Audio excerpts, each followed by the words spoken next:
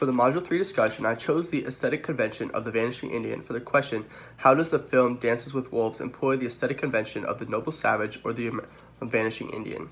For this question, I chose the last scene of the movie where soldiers are seen tracking the Sioux tribe.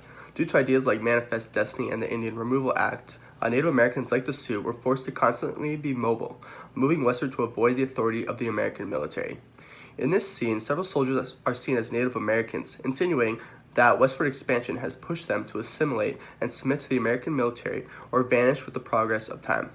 Depicting natives as inhumane or savage, the scene evoked emotions of pity, loss, and despair, as soon the American Indian would pass away, becoming a victim to history as civilization began to rise. This directly reflects the myth of the Vanishing Indian. As stated by Dr. Callahan in Lecture 18, this myth was a justification for the removal or extinction of Native American Indians and held the notion that the Indians were quickly passing away in the time of civilization. As a result, this meant that the disappearance of the primitive aspects of the Indian race was inevitable and rationalized expanding westward and displacing Indians. This would allow, as stated in Lecture 18, the noble qualities of primitivism to be celebrated while mourning the disappearance of the Native Americans from the American landscape.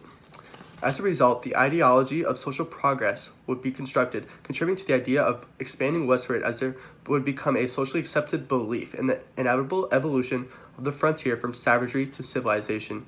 In the beginning of the film, there's also a very influential scene that expresses this ideology of social progress, contributing to the Vanishing Indian myth.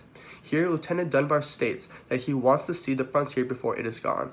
This destructive ideal and perception ties into the notion of the dying race of Indians and rationalizes their disappearance.